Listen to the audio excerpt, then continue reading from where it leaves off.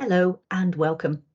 We're here to give you a very short overview of the Brentwood UKSPF funding, and it's based on the presentation that was given to grant applicants through Teams on the 23rd of February.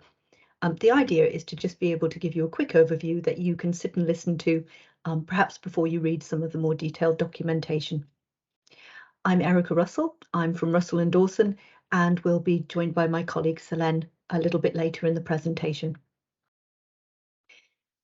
We'll cover some very sort of key points today. We'll be looking at a little bit of the background to the UKSPF funding, just in case you're not aware of that, including some of the sums of money that are available in the different years. Importantly, if you're looking at an application, we'll also cover the timeline. And we'll then go through in some detail the application form, giving you some of the things that we think will be helpful as you start to think about your project and how you might want to apply. Okay, so some of you will be aware that UKSPF is part of the government's levelling up agenda. So this is very much about looking at place and building up pride in place and looking at life chances. There are 3 investment priorities that the government has set out: communities in place, supporting local business and people and skills. And you can see there the allocations that have been given to Brentwood, having provided an investment plan in which they had to look at how they would be spending that funding. And also just to confirm that competition for projects is the way that government is seeing much of this funding being allocated. As you can see from those figures, there is very much a backloading of funding towards year 3, which will be 24-25. We're looking at the funding here in this allocation for year 2, so 23-24, and there will be 2 of the interventions, as government has described them, that will be put forward in this funding call. So E6, local arts and cultural and heritage, and local sports facilities. And you can see there the amount of funding that is available on this call for capital and revenue spending, and projects can include both. Really, really strongly recommend, if you're interested in this, that you also look at the documents that we have provided links to here. Here's the timeline for the grant programme. As you'll see at the top, we held the applicant workshops on the 23rd of February, and the scheme will open for applications on the 27th. So you will find the application form, budget template, guidance, and links through to the scoring guidance as well.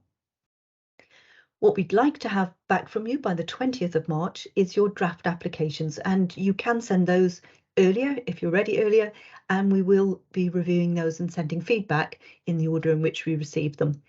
This is really just to try and give you some extra help to make sure that if there are any issues you've perhaps not quite understood or picked up, we can give you some feedback on that. This is a technical review. What we would like to see are the final applications submitted on the 10th of April, and that needs to be by 12 noon. And then from the 17th of April onwards, there will be a process of technical scoring, there will be due diligence being done, and the grant panel meeting will be held the week commencing the 8th of May. By the week commencing the 22nd of May, we hope to get those sort of information out to you as to whether you've been successful or sadly not. And then there'll be a funding agreement will come out to you, which needs to be signed. And we're hoping to see all projects being able to deliver by the beginning of June. One of the first things we would suggest you think about is this right for you, this funding? And we've provided a little sort of graphic visual here that shows you how government is seeing this sort of type of intervention, what it's covering. And you'll also see some examples of what type of projects they've suggested might be covered by the funding. Really important that it is the right thing for you. You don't want to spend a lot of time on the application if really your idea doesn't fit within these type of project areas. They're quite specific. Also very important to note that unlike some community funds, this project is requiring outputs and outcomes to be delivered, and government has actually set these out. They're defined, and you will need to think about including these in your application. And you can see here the outputs, and then below the outcomes. I'm not going to go into too much detail on these, but again, we strongly recommend that you have a look at the guidance that shows you what these actually mean. and how they expect them to be recorded. For this programme, we are expecting that each project that is put forward would have at least one output or one outcome selected. As you think about developing your project, the first thing is that you need to be an organisation with a legal status. This is not open to individuals. The grant funding that Brentwood are looking to make available for 23-24 it's between £5,000 and £10,000 per project. So you need to be within that funding envelope. As we said before, we're going to be offering support. There'll be technical feedback, but also there is an email address for you to contact the council if you have questions or issues that you want some help with as well. And finally, just to say that the grant panel will be comprised of representatives from the council and some external local stakeholders. So you've figured it out that this is the right thing for you, and you're now beginning to think about how you go about making your application. The first thing you'll need to do is to go online, and you will find from the website or the links that are sent to you where you need to go to on the Brentwood Council site. We strongly recommend you set up an account because it actually means that when you go back in, if you haven't got time to finish it, it will auto save it and you can come back later and do more work. So this is what it will look like. And then when you go into it, what you will see is the this cover page, and it provides you with links through to guidance notes, the scoring matrix that will be used when we actually look at this. There's a separate budget and timeline template, and again, you just download it and then you'll reload it up when you've finished. And you'll see across the top here a series of different tabs, which are really the different questions within the application form, and it will highlight as you work your way through them. So this is physically what it will look like. As we go through the rest of the presentation, it's more of a Word version, just so we can go through the questions. Okay, so probably the most important one here is you thinking about your project and putting down your project outline. It's not just about what the project is, but it's where it will be delivered, what you'll actually be doing, who are you aiming it at. It's thinking about the really practical elements of what your project is going to do. Personally, I often leave writing this section to the very end because I've been made then to think about when will I deliver it, because I'll be looking at the timeline. How much do I need to deliver it? Because I've been working on my budgets.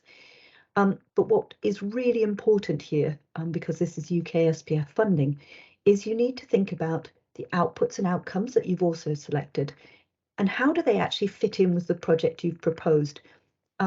It's very difficult for someone assessing it if there's no mention of your outputs on the numbers or when you're thinking of doing them within your project outline to understand how that links to the figures that perhaps you've put in another question. So think about that. There is a maximum number, it's 5,000 characters, but the online form has an auto calculator. Okay. Obviously, the council want to make sure that the project fits within the local priorities that they've already set in place, that strategies have been developed. And what you'll see in the guidance and here are that if you're looking at E6, there are a series of things that they would like you to respond to and explain how you outline. And if you're looking at E10, again, both in the guidance and in this document, which will be online, you can see the different points that they're wanting to see covered. Obviously, you may not cover all of these, but which one of these or which couple of these might you be supporting and how? Question 4 is really a difficult one, and we understand this, but it's really important as well, which is if you're suggesting a particular project that is supporting volunteers or some community action, how can you explain to the panel why this is needed? How have you evidenced community need? Now, some people may have data, facts, figures, that's great. Some of you might be able to do little mini surveys amongst or your group of community that you're working with. Or it may even be that you just have feedback from perhaps some of your stakeholders that you can incorporate. But showing need is something that the panel will be definitely looking at. Equality and diversity, very important for the UK Brentwood Borough Council, and I'm sure for many of you applying here today. So really thinking about this is just how to present it. What you need to think about is not just how your own organisation is looking at equality and diversity, but how you then transmit that into your project, how you're going to apply that through your project, and potentially even how that applies to those that you will be supporting as well. So think of it in that sort of cascade type approach. Very similar sort of thinking here around sustainability. We're all incredibly aware of the climate crisis, carbon emissions and reduction. So again, as you're thinking about answering this question, think about it relating to your own business, your organisation, how it's going to relate to the way you're going to deliver your project, and then also perhaps potentially how it relates to the people that you'll be engaging in your project. It could be that you're working with people for whom energy costs are a really big issue. So is there something as part of your volunteering or engagement that you could help support with information or so on? Again, a very difficult one, project legacy. Here, it's really trying to understand whether you have been able to get something in place to think about how this project or piece of work might continue into the future. For some projects, it may be that they've trained volunteers to do work and that can be continued, or that other stakeholders are going to pick this up, or that you have another source of funding. But again, try to give us some idea of that as well. Many of you will apply to other funding streams, and things such as project risk is always a question that is considered. What we're trying to find here is not just the risks that you will have in perhaps delivering the very specific elements of your project. For some, maybe it's making sure that volunteers have DBS checks or something of that nature. What we're also asking you to think about is the actual UKSPF elements of this. So that might be not being able to meet your outcomes and outputs. How will you manage that? There is the funding will finish at the end of 24. There is no carryover. How will you make sure that you spend your budget in time?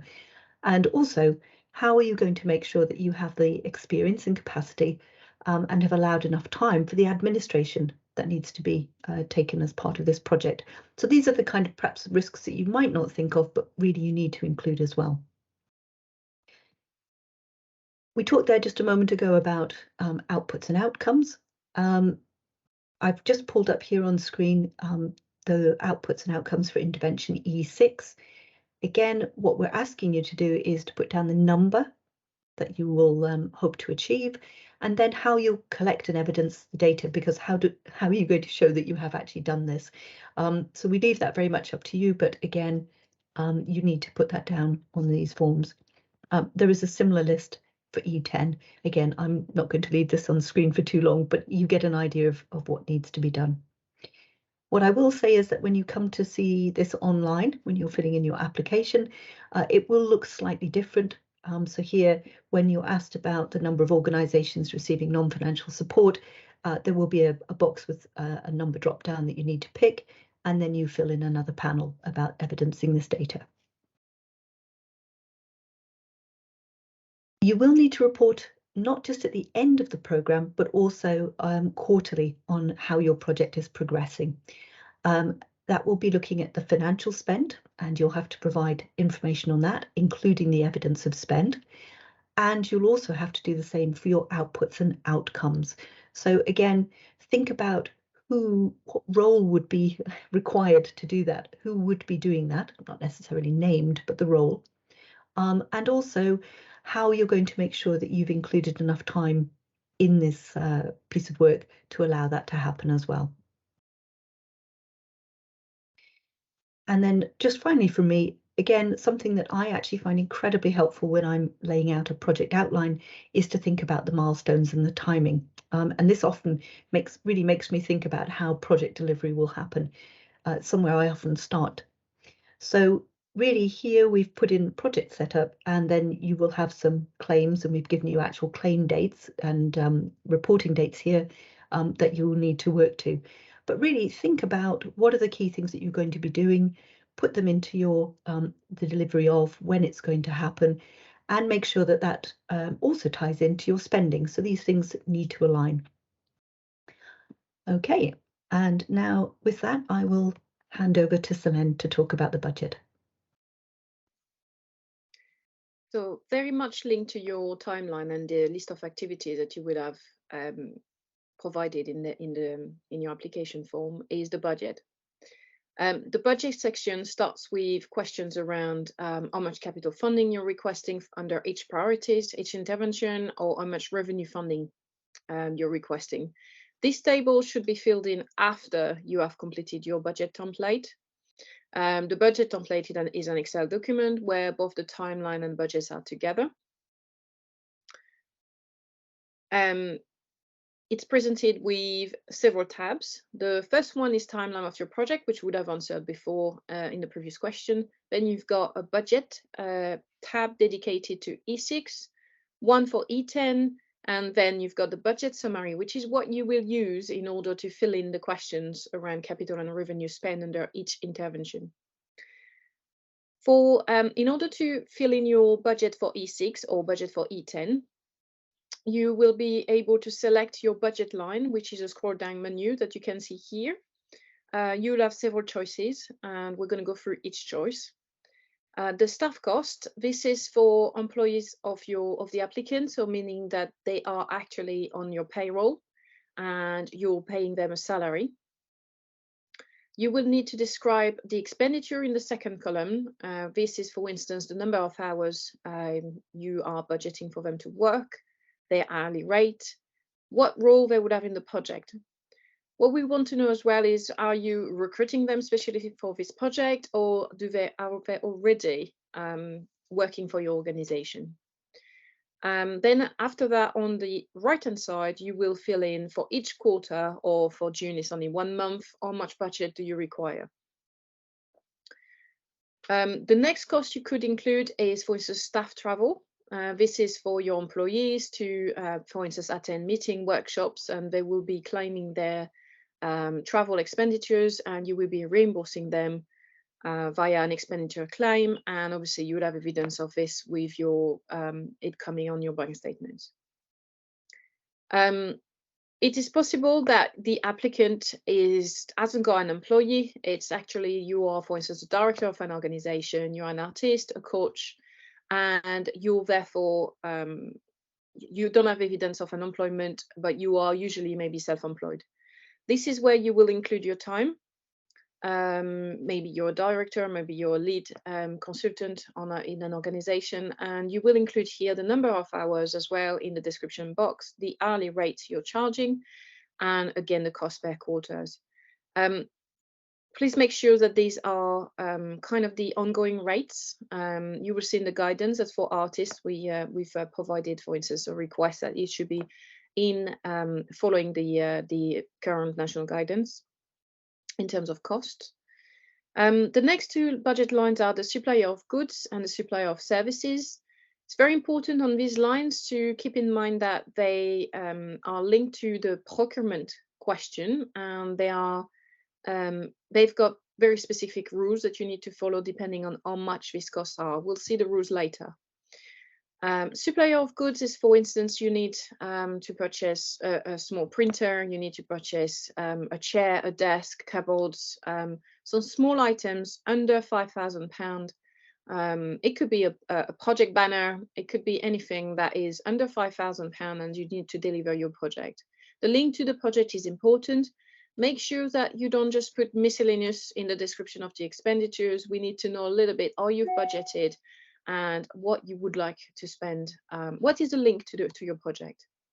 Supplier of services could be, for instance, consultants, or could be a marketing agency. It could be someone who's going to do photography. It could be someone who's going to do painting, for instance, on your in one room.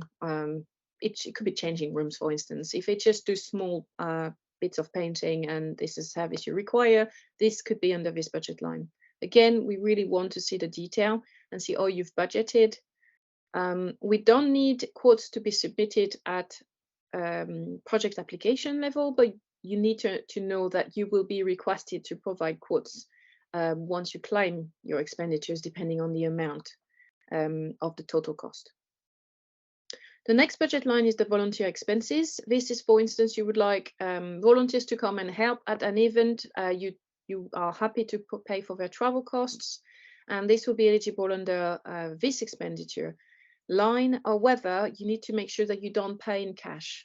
Cash costs are not allowed. You have to have the evidence of not only maybe the receipts or maybe the volunteer claim for the expenditures, but also a payment out from your bank statement. The small equipment budget line, this is for costs under £5,000, which would be, it could be a laptop. You need a laptop here, and in order to deliver the project, you put the cost in there and you demonstrate what you're looking at. The capital cost, this is for refurbishment. So we're looking at quite important refurbishments. For instance, you're looking at redoing changing rooms, you're taking a small ward down and replastering. This all will come under refurbishment, or equipment over £5,000. So I'm looking at really big pieces of equipment. One example we've had in the past has been, for instance, a big 3D printer would be something that if it's over £5,000, it goes under capital costs. These are just examples. Obviously, it depends on what you're trying to achieve with your project.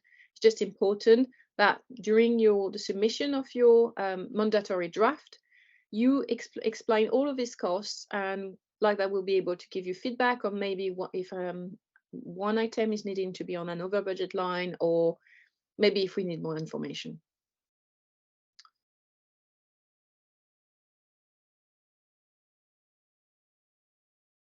So this is your summary tab, and this is what you will use in order to fill in the questions and applications on how much are you requesting, for instance, for the revenue under E6. This is being calculated automatically, and it will work as long as you really select for each item of expenditure, you select your budget line, you add the costs. It's better to try to not remove lines from the budget E6 and budget E10 tabs. But you can easily add budget lines in there by clicking right-click insert, and then to just drag down the section around the budget lines.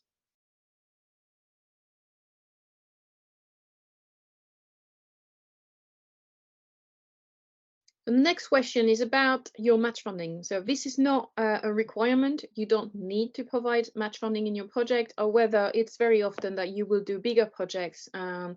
UKSPF could be just a small part or a big part of it, and it could be that you've already got money available to match the UKSPF funds, or it's not yet available but you have applied and therefore you would like you can provide the amount there, or maybe you're thinking you're going to apply. All of this information is useful. This is not something we use to score. But the additional comments section can be used in order to say, yes, I've got a £50,000 project. I'm requesting only maybe £9,000 under UKSPF. But in that case, will your project still be deliverable if you don't get the rest of the match funding? It could be, it's absolutely possible, and therefore we would like to know about this. It's just a way of reassuring the assessors and making sure that you explain how your project will work financially.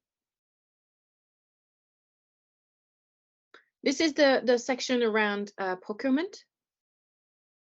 So here we're asking you not only to show that you've understood the requirements, and you can see there that they are for purchase up to 2499. You can do a direct award. It's better if you request a quote first. For purchases between 2,500 and 24,999, you would need 3 quotes. And then you can see over 25,000, it becomes a little bit more complex. What we ask in this section is not just only to repeat this information. This is not really what's the most important. We need to see that you've understood how to apply it to your project, and therefore, for instance, you will identify in your own budget that you've just done, you will see that you're asking a marketing agency, for instance, to provide you with services that are of a value of £3,400. In that case, you would put in this question, marketing cost, £3,400. We will request free quotations, and this is how we will score the various quotations and choose our preferred supplier. Here it applies the rules to your project, and therefore it can really show that you've understood what was requested, but it more specifically, it protects you against costs that may not be eligible in the future because you've not followed the processes. You may already have existing processes in your organization, which is great, but you really need to check which ones, if it's your internal setup, your internal rules, or the UKSPF rules that are the strictest. You always need to apply the strictest rules. So in that case, if your internal rules say that you need 3 quotes from £1,000 purchases, this is the rule you will need to apply. On the contrary, if it's your internal rule says that you will need 3 quotations from £3,000, you should use the £2,500 rule from a UKSPF.